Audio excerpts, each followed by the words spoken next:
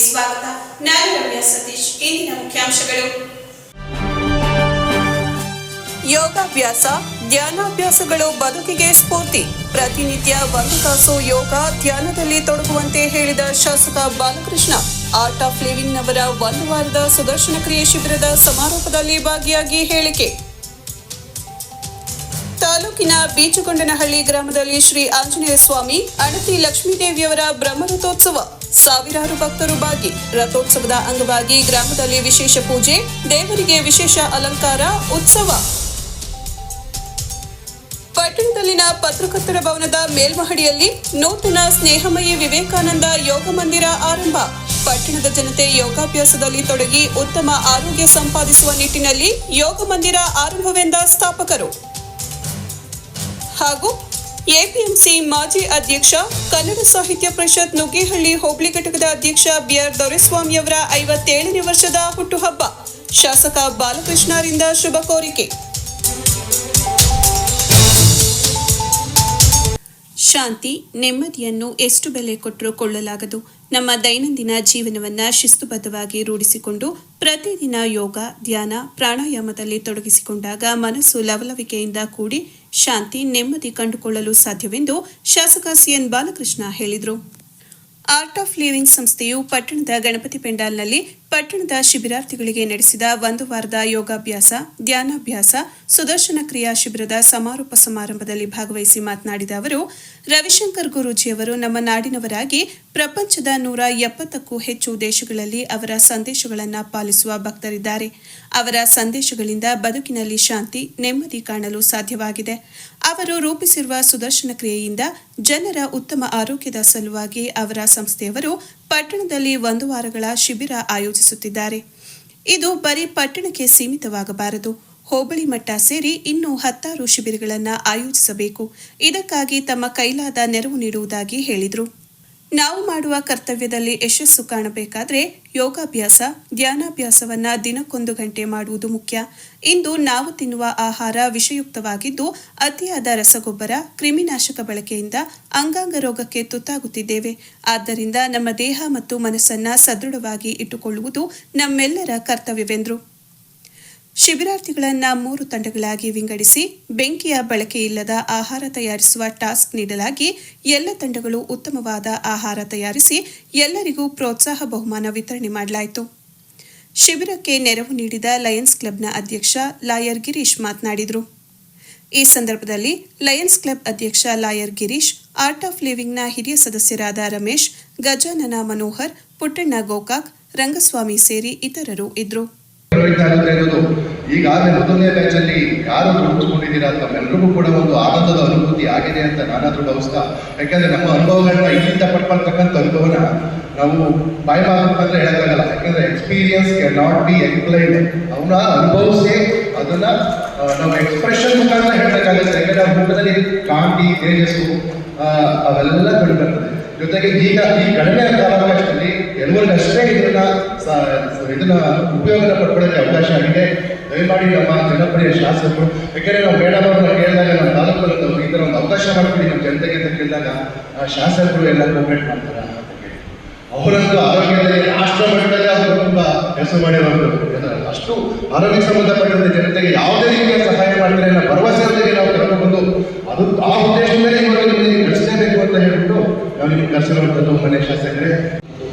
ಬದುಕಿಗೆ ಒಂದು ಸ್ಫೂರ್ತಿಯಿಂದ ನಾನು ಹೇಳಲಿಕ್ಕೆ ಕೂಡ ಬಯಸ್ತಾ ಇದ್ದೇನೆ. ಈಗಾಗಲೇ ನೀವು ಇದು 6ನೇ ದಿವಸದಲ್ಲಿ ಇವತ್ತು ನೀವೆಲ್ಲ ಬೆಂಕಿ ಕಡ್ಡಿ ಉಪಯೋಗಿಸಿದ ರೀತಿ, ಗ್ಯಾಸನ್ನು ಉಪಯೋಗಿಸದೇ ಇರ್ತಕ್ಕಂಥ ರೀತಿಯಲ್ಲಿ ನೀವು ಎಲ್ಲ ಬೆಳಗಿನ ಒಂದು ಆಹಾರ ಕ್ರಮಗಳು ಯಾವ ರೀತಿ ಇರಬೇಕು ಅನ್ನೋದ್ರ ಬಗ್ಗೆ ಒಂದೆಲ್ಲ ಮನೆಯಿಂದ ನಮ್ಮ ಸಹೋದರಿಯರು ಇಲ್ಲೇ ತಯಾರು ಮಾಡಿದ್ದೀವಿ. ನಿಮಗೆ ಈ ಮೂಲಕ ನಿಮಗೆ ಅಭಿನಂದನೆಗಳನ್ನು ಸಲ್ಲಿಸಲಿಕ್ಕೂ ಕೂಡ ಬಯಸ್ತಾ ಇದ್ದೇನೆ. ಏಕೆಂದರೆ ಶಾಂತಿ ನೆಮ್ಮದಿ ಇರ್ತಕ್ಕಂಥದ್ದು ಆಕಾಶದಲ್ಲಾಗಲಿ ಭೂಮಿ ಮೇಲಾಗಲಿ ಕೊಂಡ್ಕೊಳ್ಳಿಕ್ಕೆ ಸಾಧ್ಯವಿಲ್ಲ. ನಮ್ಮಷ್ಟಕ್ಕೆ ನಾವೇ ಶಾಂತಿ ನೆಮ್ಮದಿಯನ್ನು ಪಡ್ಕೋಬೇಕಾಗುತ್ತೆ. ಇವತ್ತು ಶ್ರೀಯುತ ರವಿಶಂಕರ್ ಗುರೂಜಿಯವರು ಇವತ್ತು ನಮ್ಮ ದೇಶದಲ್ಲಿ ಹುಟ್ಟಿ ಇವತ್ತು ಪ್ರಪಂಚದ 180-190 ದೇಶಗಳಲ್ಲಿ ಅವರ ಸಂದೇಶಗಳನ್ನು ನೀಡುವ ಮೂಲಕ ಬದುಕಿನಲ್ಲಿ ಶಾಂತಿ ನೆಮ್ಮದಿಯಿಂದ ಬದುಕನ್ನು ರೂಪಿಸ್ಕೊಳ್ತಕ್ಕಂಥದ್ದಕ್ಕೆ ಒಂದು ಜಾಗೃತಿಯನ್ನು ಮೂಡಿಸಿದ್ದಾರೆ.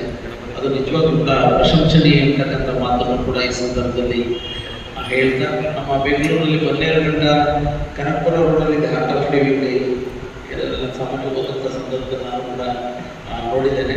ನಮ್ಮ ಬದುಕಿಗೋಸ್ಕರ, ನಮ್ಮ ಭವಿಷ್ಯಕ್ಕೋಸ್ಕರ ನಾವು ಮಾಡುವಂಥ ಕರ್ತವ್ಯದಲ್ಲಿ ಯಶಸ್ಸನ್ನು ಗಳಿಸ್ತಕ್ಕಂಥ ಒಂದು ದೃಷ್ಟಿನಲ್ಲಿ ಇಂಥ ಯೋಗಾಭ್ಯಾಸ ಮತ್ತು ಧ್ಯಾನಾಭ್ಯಾಸಗಳನ್ನು ನಾವು ರೂಢಿಸ್ಕೊಂಡ್ರೆ ಅದು ಸೂಕ್ತ. ಅದು ನಮಗೋಸ್ಕರ ನಿಮ್ಮ 24 ಗಂಟೆಗಳಲ್ಲಿ ಒಂದು ಅರ್ಧ ಗಂಟೆ, ಮುಕ್ಕಾಲು ಗಂಟೆ ಇದಕ್ಕೆ ಸಮಯವನ್ನು ಮೀಸಲಿಸ್ಕೊಂಡ್ರೆ ನೀವು ಮಾಡುವಂಥ ಕೆಲಸದಲ್ಲಿ ಒಂದು ಒಂದು ಗುರಿಯನ್ನು ಮಾಡ್ತಕ್ಕಂಥದ್ದು ಕೂಡ ಸಾಧ್ಯ ಆಗುತ್ತೆ. ಯಾಕೆಂದರೆ ಹುಟ್ಟು ಸಾವು ಎರಡೂ ಇದ್ದೇ ಇರುತ್ತೆ. ಅದ್ರ ಮಧ್ಯೆ ಇರೋದಕ್ಕ ಚೆನ್ನಾಗಿರ್ತಕ್ಕಂಥದ್ದಕ್ಕೆ ಇವೆಲ್ಲ ನಮಗೆ ಅವಕಾಶ ಅಂತ ನಾನು ಈ ಸಂದರ್ಭದಲ್ಲಿ ಭಾವಿಸಿದ್ದೇನೆ. ನಾವು ಕೂಡ ಇಂಥ ಬಿಡುವಿಲ್ಲದ ದಿನದ 15-16 ಗಂಟೆ ಬಿಸಿ ಶೆಡ್ಯೂಲ್ ಇದ್ರೂ ಕೂಡ ನಾನು ಬೆಳಗ್ಗೆ ಪ್ರಾಣಾಯಾಮ ಮತ್ತು ಸ್ವಲ್ಪ ಮುಗಿಸ್ಕೊಂಡೆ ಬಂದೆ. ತಿಂಗಳು 25 ದಿವಸ ಮಾಡ್ತೀನಿ, 5 ದಿವಸ ಗ್ಯಾಪ್ ಆದ್ರೂ ಸ್ವಲ್ಪ ನಮ್ಮದೇ ಆದಂಥ ಹಿಂದೆ ಇನ್ನೊಬ್ರು ಮಾತಾಜಿ ಅಂತ ಬರ್ತಿದ್ರು.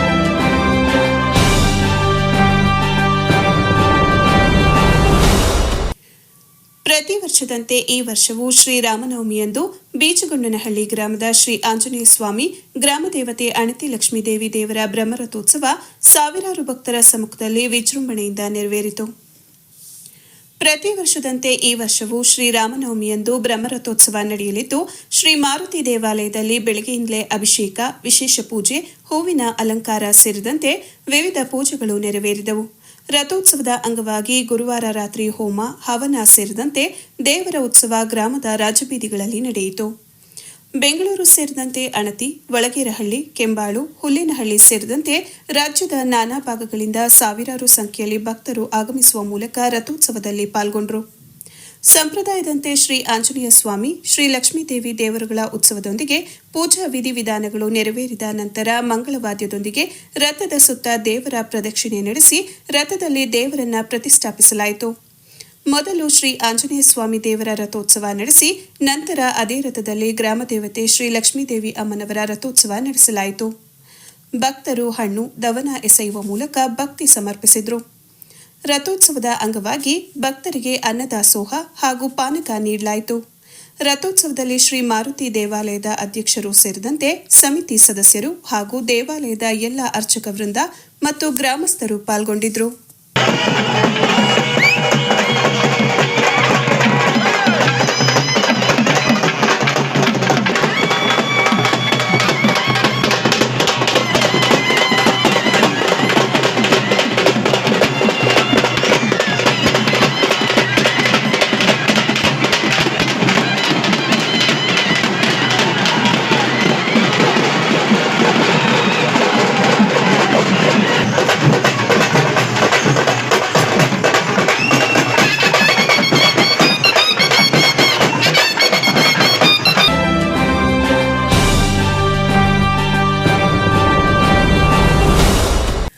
ಯೋಗ ಹಾಗೂ ಧ್ಯಾನದಿಂದ ಆರೋಗ್ಯ ವೃದ್ಧಿಯಾಗಲಿದ್ದು ಮನೋಬಲವೂ ಹೆಚ್ಚಲಿದೆ. ಪಟ್ಟಣದ ಜನತೆಗೆ ಉತ್ತಮ ಆರೋಗ್ಯ ಕಲ್ಪಿಸುವ ನಿಟ್ಟಿನಲ್ಲಿ ನೂತನ ಯೋಗ ತರಬೇತಿ ಕೇಂದ್ರ ಆರಂಭಿಸಲಾಗುತ್ತಿದೆ ಎಂದು ಸ್ನೇಹಮಯಿ ವಿವೇಕಾನಂದ ಯೋಗ ಮಂದಿರದ ಸಂಸ್ಥಾಪಕ ಮಂಜುನಾಥ್ ಅಡಗೂರು ಹೇಳಿದರು. ಪಟ್ಟಣದ ತಾಲೂಕು ಕಾರ್ಯನಿರತ ಪತ್ರಕರ್ತರ ಭವನದಲ್ಲಿ ನಡೆದ ಸುದ್ದಿಗೋಷ್ಠಿಯಲ್ಲಿ ಅವರು ಮಾತನಾಡಿ, ಯೋಗ ಮತ್ತು ಧ್ಯಾನಕ್ಕೆ ಭಾರತೀಯ ಸಂಸ್ಕೃತಿಯಲ್ಲಿ ವಿಶೇಷವಾದ ಸ್ಥಾನಮಾನವಿದೆ. ಯೋಗ ವಿಶ್ವದೆಲ್ಲೆಡೆ ಮಾನ್ಯತೆ ಪಡೆದಿದ್ದು, ವಿಶ್ವವೇ ಭಾರತದತ್ತ ತಿರುಗಿ ನೋಡುವಂತೆ ಗಮನ ಸೆಳೆದಿದೆ. ಯೋಗ ದಿನವನ್ನ ವಿಶ್ವವೇ ಆಚರಿಸುವುದು ನಮ್ಮೆಲ್ಲರ ಹೆಮ್ಮೆಯ ಸಂಗತಿಯಾಗಿದೆ ಎಂದು ತಿಳಿಸಿದ ಅವರು, ತಾಲೂಕಿನ ಜನತೆಗೆ ಅನುಕೂಲ ಕಲ್ಪಿಸುವ ನಿಟ್ಟಿನಲ್ಲಿ ಸ್ನೇಹಮಯಿ ವಿವೇಕಾನಂದ ಯೋಗಾಸನ ಚಾರಿಟಬಲ್ ಟ್ರಸ್ಟ್ ವತಿಯಿಂದ ಏಪ್ರಿಲ್ 5ರಂದು ಪಟ್ಟಣದ ಪತ್ರಕರ್ತರ ಭವನದ ಮೇಲ್ಮಹಡಿಯಲ್ಲಿ ಯೋಗ ತರಬೇತಿ ಕೇಂದ್ರವನ್ನು ಪ್ರಾರಂಭಿಸಲಾಗಿದೆ ಎಂದರು. ಈಗಾಗಲೇ ನೋಂದಣಿ ಕಾರ್ಯ ಪ್ರಾರಂಭಗೊಂಡಿದ್ದು, ತಲಾ ಒಬ್ಬರಿಗೆ ತಿಂಗಳಿಗೆ 600 ರು ಸೇವಾ ಶುಲ್ಕ ನಿಗದಿ ಮಾಡಲಾಗಿದೆ. ವಾರದಲ್ಲಿ 5 ದಿನ ಬೆಳಗ್ಗೆ ಹಾಗೂ ಸಂಜೆ 1 ಗಂಟೆ ಕಾಲ ಯೋಗ ತರಬೇತಿ ನೀಡಲಾಗುವುದು. ಮಕ್ಕಳಿಗಷ್ಟೇ ಅಲ್ಲದೆ ದೊಡ್ಡವರಿಗೂ ಅವಕಾಶವಿದೆ ಎಂದು ಮಾಹಿತಿ ನೀಡಿದರು. ಉದ್ಘಾಟನಾ ಸಮಾರಂಭದಲ್ಲಿ ಪರಿಸರ ಪ್ರೇಮಿ ಸಿಎನ್ ಅಶೋಕ್ ಅಧ್ಯಕ್ಷತೆ ವಹಿಸಲಿದ್ದು, ಶಾಸಕ ಸಿಎನ್ ಬಾಲಕೃಷ್ಣ ಅವರು ಉದ್ಘಾಟಿಸಲಿದ್ದಾರೆ. ವಿಶೇಷ ಅತಿಥಿಗಳಾಗಿ ವಿಧಾನ ಪರಿಷತ್ ಮಾಜಿ ಸದಸ್ಯ ಎಂಎ ಗೋಪಾಲಸ್ವಾಮಿ, ಪುರಸಭಾ ಮಾಜಿ ಅಧ್ಯಕ್ಷ ಕೋಟೆ ಮೋಹನ್, ಸದಸ್ಯರಾದ ಟಿವಿಎಸ್ ಶಶಿಧರ್, ಗಣೇಶ್, ಕನ್ನಡ ಸಾಹಿತ್ಯ ಪರಿಷತ್ ತಾಲೂಕು ಅಧ್ಯಕ್ಷ ಹಡೇನಹಳ್ಳಿ ಲೋಕೇಶ್ ಹಾಗೂ ವಿವಿಧ ಗಣ್ಯರು ಪಾಲ್ಗೊಳ್ಳಲಿದ್ದಾರೆ ಎಂದರು. ಸುದ್ದಿಗೋಷ್ಠಿಯಲ್ಲಿ ಅಂತಾರಾಷ್ಟ್ರೀಯ ಯೋಗ ತರಬೇತುದಾರರಾದ ಡಾಕ್ಟರ್ ಕೆಆರ್ ನವೀನ್ ಕುಮಾರ್, ಕಿಶೋರ್ ಬೆಳ್ಳೂರು, ರಾಜ್ಯಮಟ್ಟದ ಯೋಗಪಟು ವಿಸ್ಮಿತಾ ಶೆಟ್ಟಿಹಳ್ಳಿ, ಹಾಸನ ಹಸಿರು ಸೇನೆ ರೈತ ಸಂಘದ ಅಧ್ಯಕ್ಷೆ ಡಾಕ್ಟರ್ ತಾರಾವತಿ ಇದ್ರು. ಶುರು ಮಾಡ್ತಾ ಇದ್ವಿ. ಮತ್ತು ಮೇನ್ ಕಾರ್ಯಕರ್ತರು ಅಂದರೆ ನವೀನ್ ಕುಮಾರ್ KR ಕಡೂರ್ ಅವರು ಅಂತಾರಾಷ್ಟ್ರೀಯ ಯೋಗ ಕೋಚ್ ಇವರು, ಮತ್ತು ಅವರು ಕಿಶೋರ್ ಅಂತ ಬೆಳ್ಳೂರು ಟ್ರಸ್ಟ್ ಅವರು ಕೂಡ ಅಂತಾರಾಷ್ಟ್ರೀಯ ಯೋಗ ಕೋಚು, ಮತ್ತು ಇವರು ತಾರಾವತಿ ಅಂತ ಜಿಲ್ಲಾ ರೈತ ಸಂಘದ ಅಧ್ಯಕ್ಷರು ಮತ್ತು ಮಾನವ ಹಕ್ಕುಗಳ ಜಿಲ್ಲಾಧ್ಯಕ್ಷರು, ಮತ್ತು ಅವರು ವಿಸ್ಮಿತಾ ಅಂತ ಶೆಟ್ಟಿಯಲ್ಲಿ ಸ್ಟೇಟ್ ಲೆವೆಲ್ ಯೋಗ ಕೋಚು. ಹೇಳಿ, ನಿಮ್ಮ ಉದ್ದೇಶ ಏನು ಎಂತೂ ಇಲ್ಲ, ಯಾರು ಮಾತಾಡೋದು? ಎಲ್ರಿಗೂ ನಮಸ್ತೆ. ನನ್ನ ಹೆಸರು ಡಾಕ್ಟರ್ ನವೀನ್ KR ಕಡೂರು. ನಾನು ಅಂತಾರಾಷ್ಟ್ರೀಯ ಮಟ್ಟದ ಯೋಗ ತರಬೇತುದಾರ ಹಾಗೂ ಥೆರಪಿಸ್ಟು. ಉದ್ದೇಶ ಇಷ್ಟೇ, ನಮ್ಮದು ಸ್ನೇಹಮಯಿ ವಿವೇಕಾನಂದ ಯೋಗಾಸನ ಚಾರಿಟಬಲ್ ಟ್ರಸ್ಟ್ ಕಡೂರಿನಲ್ಲಿ ನಾವು ಈ ಒಂದು ಸ್ನೇಹಮಯಿ ವಿವೇಕಾನಂದ ಯೋಗಾಸನ ಚಾರಿಟಬಲ್ ಟ್ರಸ್ಟನ್ನು ಸುಮಾರು ಒಂದು 25 ವರ್ಷಗಳಿಂದ ನಾವು ಕಡೂರಿನಲ್ಲಿ ಒಂದು ಶಾಲೆಯನ್ನು ಪ್ರಾರಂಭಿಸ್ತೇವೆ. ಹಾಗೆ ಆಫ್ಲೈನು ಹಾಗೂ ಆನ್ಲೈನ್ ಮೂಲಕ ಶಿಕ್ಷಣವನ್ನು ಕೂಡ ನೀಡ್ತಾ ಇದ್ದೀವಿ. ನಮ್ಮ ಈ ಸಂಸ್ಥೆಯಲ್ಲಿ ತುಂಬ ಜನ ಮಕ್ಕಳು ರಾಷ್ಟ್ರೀಯ ಅಂತಾರಾಷ್ಟ್ರೀಯ ಮಟ್ಟದವರೆಗೂ ಹೋಗಿ ಹಲವಾರು ಪ್ರಶಸ್ತಿಗಳನ್ನು ಕೂಡ ಪಡ್ಕೊಂಡಿದ್ದಾರೆ. ಆ ಒಂದು ಉದ್ದೇಶದಿಂದ ಆನ್ಲೈನಲ್ಲಿ ನಾನು ಇಲ್ಲಿ ಚನ್ನರಾಯಪಟ್ಟಣದಲ್ಲಿ ಹಲವಾರು ಮಕ್ಕಳಿಗೆ ಒಂದು ಯೋಗಾಸನ ತರಬೇತಿಯನ್ನು ನೀಡ್ತಾ ಇದ್ದೆ. ಹಾಗಾಗಿ ಆ ಒಂದು ತರಬೇತಿಯನ್ನು ನೀಡ್ತಕ್ಕಂಥ ಒಂದು ಸಂದರ್ಭದಲ್ಲಿ ನಮಗೆ ಮಂಜುನಾಥ್ ಸರ್ ಅವರು ಇಲ್ಲಿ ಈ ಒಂದು ಚನ್ನರಾಯಪಟ್ಟಣದಲ್ಲಿ ಈ ಒಂದು ಸಂಸ್ಥೆಯ ಒಂದು ಶಾಖೆಯನ್ನು ಓಪನ್ ಮಾಡಿ ಇಲ್ಲಿನ ಒಂದು ಜನತೆಗೆ ಒಂದು ಆರೋಗ್ಯದ ದೃಷ್ಟಿಯಿಂದ ಯೋಗ ಶಿಕ್ಷಣವನ್ನು ಹಾಗೂ ಹಲವಾರು ಮಕ್ಕಳಿಗೆ ಒಂದು ರಾಷ್ಟ್ರ ಮತ್ತು ಅಂತಾರಾಷ್ಟ್ರೀಯ ಮಟ್ಟದವರೆಗೂ ಇಲ್ಲಿಯ ಮಕ್ಕಳಿಗೂ ಕೂಡ ಒಂದು ಉಪಯೋಗ ಆಗಲಿ ಅಂತೇಳಿ ನನ್ನಲ್ಲಿ ಕೇಳ್ಕೊಂಡಾಗ ನಾವು ಮತ್ತು ಇನ್ನೊಬ್ಬರು ನಮ್ಮ ಶೆಟ್ಟಿಹಳ್ಳಿ ಮಂಜುನಾಥ್ ಸರ್ ಅವರು, ಹಾಗೆ ನಮ್ಮ ಇನ್ನೊಬ್ಬ ಯೋಗ ತರಬೇತುದಾರರ ಕಿಶೋರ್ ಅವರು, ಇವರೆಲ್ಲರೂ ಒಂದು ಸಹಯೋಗದೊಂದಿಗೆ ನಾವು ದಿನಾಂಕ 5/4/2026 ಇದೇ ಪತ್ರಿಕಾ ಭವನದ ಒಂದು 2nd ಫ್ಲೋರಲ್ಲಿ ಒಂದು ಯೋಗಾಸನ ತರಬೇತಿ ಶಾಲೆಯ ಒಂದು ಉದ್ಘಾಟನಾ ಕಾರ್ಯಕ್ರಮವನ್ನು ಕೂಡ ಆಯೋಜಿಸಿದ್ವಿ. ಈ ಒಂದು ಕಾರ್ಯಕ್ರಮಕ್ಕೆ ತಾವುಗಳು ಹಾಗೂ ಎಲ್ಲ ಯೋಗ ಆಸಕ್ತರುಗಳು ಬಂದು ಆ ದಿನ ನಮ್ಮ ಜೊತೆಗೆ ಕೈ ಜೋಡಿಸಿ ಈ ಒಂದು ಶಾಲೆಯ ತರಬೇತಿ ಕೇಂದ್ರದ ಉದ್ಘಾಟನೆ ಸಮಾರಂಭಕ್ಕೆ ನಿಮ್ಮೆಲ್ಲರ ಸಹಕಾರದೊಂದಿಗೆ ಸ್ನೇಹಮಯಿ ವಿವೇಕಾನಂದ ಯೋಗ ಮಂದಿರವನ್ನು ಶುರು ಮಾಡ್ತಾ ಇದ್ದೀವಿ. ನಿಮ್ಮೆಲ್ಲ ಸಹಕಾರ ತುಂಬ ಇಂಪಾರ್ಟೆಂಟು. ಏಕೆಂದರೆ ಪತ್ರಿಕೆಯವರು ಎಲ್ಲರೂ ಬೆಳೆಸಿದರೆ ನಮ್ಮನ್ನು ಕೂಡ ಬೆಳೆಸಿ ಅಂತ ಕೇಳ್ಕೊತಾ ಇದ್ದೀವಿ ಮೊದಲನೇ ಬಾರಿಗೆ. ಇದೇ ರೀತಿ 5ನೇ ತಾರೀಕು ಸರಿ ಹೇಳ್ದಂಗೆ ಉದ್ಘಾಟನೆ ಇದೆ. ಬೆಳಗ್ಗೆ 10 ಗಂಟೆಗೆ ನಮ್ಮ ಜನಪ್ರಿಯ ಶಾಸಕರಾದ ಬಾಲಕೃಷ್ಣ ಅವರು ಬಂದು ಉದ್ಘಾಟನೆ ಮಾಡ್ತಾರೆ. ಮತ್ತು ನಮ್ಮ ಮೋಹನ್ ಕುಮಾರ್ ಅವರು ಪುರಸಭೆ ಅಧ್ಯಕ್ಷರು ಅವರು ಬರ್ತಾ ಇದ್ದಾರೆ. ಮತ್ತು ಗೋಪಾಲ್ ಸ್ವಾಮಿ ಕೂಡ ಬರ್ತಾ ಇದ್ದಾರೆ, ಅವ್ರಿಗೂ ಇನ್ವೈಟ್ ಮಾಡ್ತಾ ಇದ್ದೀವಿ. ಮತ್ತು ಇಲ್ಲಿ ನಮ್ಮ ಗಣೇಶ್ ಸರ್ ಈ ಏನು ವಾರ್ಡಿನ ಪುರಸಭೆ ಇವರು ಇದ್ದಾರೆ, ಕಾರ್ಪೊರೇಟ್ ಇದ್ದಾರಲ್ಲ, ಅವರು ಕೂಡ ಇನ್ವೈಟ್ ಮಾಡಿದ್ದೀವಿ. ಮತ್ತು ಇನ್ನು ಹಲವಾರು DSP ಬರ್ತಾ ಇದ್ದಾರೆ, ಕುಮಾರ್ ಸರ್ ಅವರು, ಮತ್ತು ರಘುಪತಿ ಸರ್ಕಲ್ ಇನ್ಸ್ಪೆಕ್ಟರ್ ಬರ್ತಾ ಇದ್ದಾರೆ, ಅವರು ಕೂಡ ಇನ್ವೈಟ್ ಮಾಡ್ತಾ ಇದ್ದೀವಿ. ಮತ್ತು ಇನ್ನು ಹಲವಾರು ಜನಗಳಿಗೆ ಇನ್ವೈಟ್ ಮಾಡ್ತಾ ಇದ್ದೀವಿ, ಎಲ್ಲರೂ ಕೂಡ ಬರ್ತಾ ಇದ್ದಾರೆ. ಮತ್ತು ನಿಮ್ಮೆಲ್ಲ ಸಹಕಾರ ಹೀಗೆ ಇರಲಿ. ನಿಮ್ಮ ಏನು ಸಹಕಾರ ಏನು ಚೆನ್ನಾಗಿದ್ದರೆ ನಾವು ಕೂಡ ಇಲ್ಲಿ ಒಂದು ಒಳ್ಳೆ ಯೋಗ ಶಾಲೆಯನ್ನು ಮಾಡ್ತೀವಿ. ಈಗ 1 ವರ್ಷ 2 ವರ್ಷ ಮಾಡೋದಲ್ಲ, ಕಂಟಿನ್ಯೂಸ್ ಆಗಿ ಈ ಚನ್ನರಾಯಪಟ್ಟಣಕ್ಕೆ ಒಳ್ಳೆ ತರಬೇತಿ ಕೊಡಬೇಕು, ಒಳ್ಳೆ ಯೋಗ ಶಿಕ್ಷಣ ಕೊಡಬೇಕು, ಚಿಕ್ಕವರಿಂದ ದೊಡ್ಡವರವರೆಗೂ ಕೂಡ ಕೊಡಬೇಕು ಅನ್ನೋ ಉದ್ದೇಶದಿಂದ ಈ ಯೋಗ ಶಾಲೆಯನ್ನು ಮಾಡ್ತಾ ಇದ್ದೀವಿ. ತತ್ವ ಇರೋದಷ್ಟೇ, ನಾವು ವಿವೇಕಾನಂದ ಯೋಗ ಕೇಂದ್ರ ಅಂತ ಮಾಡಿರೋ ತತ್ವ ಏನು ವಿವೇಕಾನಂದ ತತ್ವ ಇದೆ, ಹೇಳಿ ಎದ್ದೇಳಿ ಗುರಿ ಮುಟ್ಟುವ ತನಕ ನಿಲ್ಲದಿರಿ ಅನ್ನೋ ಉದ್ದೇಶದಿಂದ ಇಟ್ಕೊಂಡು ಹೇಳಿ ಎದ್ದೇಳಿ. ಮತ್ತು ಮಾನವ ಹಕ್ಕುಗಳ ಜಾಗೃತಿ ಸಮಿತಿ ಜಿಲ್ಲಾಧ್ಯಕ್ಷರು ಒಳ್ಳೆಯ ಒಂದು ಯೋಗ ಶಾಲೆಯನ್ನು ಆರಂಭ ಮಾಡ್ತಾ ಇದ್ದಾರಲ್ಲ, ಇದಕ್ಕೊಂದು ಒಳ್ಳೆ ನಮ್ಮೆಲ್ಲ ಸಹಕಾರಗಳು ಮತ್ತು ನಿಮ್ಮೆಲ್ಲರ ಆರೈಕೆಗಳು ಇರಲಿ ಅಂತ ನಾನು ಈ ಮೂಲಕ ಕೇಳ್ಕೊತೀನಿ. ಮತ್ತು ಇವತ್ತಿನ ಅನಾರೋಗ್ಯ ಒತ್ತಡದ ಈ ಒಂದು ಜೀವನ ಶೈಲಿಯಲ್ಲಿ ಒಂದು ಯೋಗ ಶಾಲೆ ಅನ್ನೋದು ಒಂದು ನಮ್ಮ ಆರೋಗ್ಯ ನಮ್ಮ ಕೈಲಿದೆ ಅನ್ನೋ ಒಂದು ಕಾನ್ಸೆಪ್ಟ್ ಏನು ತೊಗೊಂಡಿದ್ದಾರೆ, ಅವ್ರಿಗೆ ಒಳ್ಳೆಯದಾಗಲಿ. ಮತ್ತು ಕಲಿಯೋ ಆಸಕ್ತಿ ಇರೋರು, ಚಿಕ್ಕ ಮಕ್ಕಳಿಂದ ದೊಡ್ಡ ವಯಸ್ಸಿನವರೆಗೂ ಕಲಿಯೋ ಆಸಕ್ತಿ ಇರೋರು ಆರೋಗ್ಯ ಹಿತದೃಷ್ಟಿಯಿಂದ ಬಂದು ಈ ಒಂದು ಇದರ ಪ್ರಾರಂಭೋತ್ಸವಕ್ಕೆ ಮತ್ತು ಕಲಿಯೋ ಆಸಕ್ತಿ ಇರೋರಿಗೆ ಒಳ್ಳೆಯ ಅವಕಾಶ ಕೊಡಬೇಕು.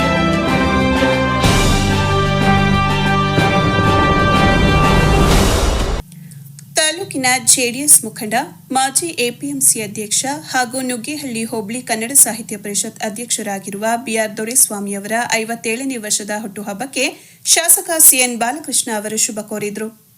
ಮುಖಂಡ ದೊರೆಸ್ವಾಮಿಗೆ ಶುಭ ಕೋರಿ ಸಿಹಿ ತಿನ್ನಿಸಿ ನಂತರ ಮಾತನಾಡಿದ ಶಾಸಕರು, ಮುಂಬರುವ ದಿನಗಳಲ್ಲಿ ರಾಜಕೀಯವಾಗಿ ದೊರೆಸ್ವಾಮಿಗೆ ಒಳ್ಳೆಯದಾಗಲಿ, ಹೋಬಳಿ ಕೇಂದ್ರದಲ್ಲಿ ಜೆಡಿಎಸ್ ಪಕ್ಷದ ಸಂಘಟನೆಗೆ ಹೆಚ್ಚಿನ ಒತ್ತು ನೀಡುವ ಮೂಲಕ ಪಕ್ಷವನ್ನು ಸಂಘಟಿಸುತ್ತಿದ್ದಾರೆ ಎಂದರು.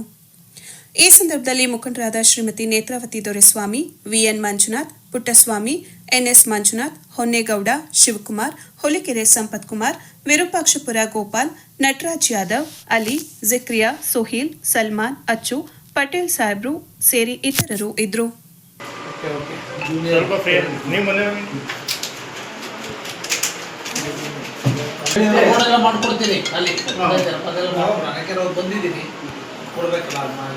ಕೊನೆಯಲ್ಲಿ ಮತ್ತೊಂದು ಮುಖ್ಯಾಂಶಗಳು.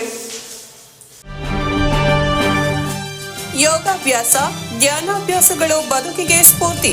ಪ್ರತಿನಿತ್ಯ 1 ತಾಸು ಯೋಗ, ಧ್ಯಾನದಲ್ಲಿ ತೊಡಗುವಂತೆ ಹೇಳಿದ ಶಾಸಕ ಬಾಲಕೃಷ್ಣ. ಆರ್ಟ್ ಆಫ್ ಲಿವಿಂಗ್ನವರ 1 ವಾರದ ಸುದರ್ಶನ ಕ್ರಿಯೆ ಶಿಬಿರದ ಸಮಾರೋಪದಲ್ಲಿ ಭಾಗಿಯಾಗಿ ಹೇಳಿಕೆ. ತಾಲೂಕಿನ ಬೀಚಗೊಂಡನಹಳ್ಳಿ ಗ್ರಾಮದಲ್ಲಿ ಶ್ರೀ ಆಂಜನೇಯ ಸ್ವಾಮಿ, ಅಣತಿ ಲಕ್ಷ್ಮೀದೇವಿಯವರ ಬ್ರಹ್ಮರಥೋತ್ಸವ. ಸಾವಿರಾರು ಭಕ್ತರು ಭಾಗಿ. ರಥೋತ್ಸವದ ಅಂಗವಾಗಿ ಗ್ರಾಮದಲ್ಲಿ ವಿಶೇಷ ಪೂಜೆ, ದೇವರಿಗೆ ವಿಶೇಷ ಅಲಂಕಾರ, ಉತ್ಸವ. ಪಟ್ಟಣದಲ್ಲಿನ ಪತ್ರಕರ್ತರ ಭವನದ ಮೇಲ್ಮಹಡಿಯಲ್ಲಿ ನೂತನ ಸ್ನೇಹಮಯಿ ವಿವೇಕಾನಂದ ಯೋಗ ಮಂದಿರ ಆರಂಭ. ಪಟ್ಟಣದ ಜನತೆ ಯೋಗಾಭ್ಯಾಸದಲ್ಲಿ ತೊಡಗಿ ಉತ್ತಮ ಆರೋಗ್ಯ ಸಂಪಾದಿಸುವ ನಿಟ್ಟಿನಲ್ಲಿ ಯೋಗ ಮಂದಿರ ಆರಂಭವೆಂದ ಸ್ಥಾಪಕರು. ಹಾಗೂ ಎಪಿಎಂಸಿ ಮಾಜಿ ಅಧ್ಯಕ್ಷ, ಕನ್ನಡ ಸಾಹಿತ್ಯ ಪರಿಷತ್ ನುಗ್ಗೇಹಳ್ಳಿ ಹೋಬಳಿ ಘಟಕದ ಅಧ್ಯಕ್ಷ ಬಿಆರ್ ದೊರೆಸ್ವಾಮಿಯವರ 57ನೇ ವರ್ಷದ ಹುಟ್ಟುಹಬ್ಬ. ಶಾಸಕ ಬಾಲಕೃಷ್ಣರಿಂದ ಶುಭ ಕೋರಿಕೆ.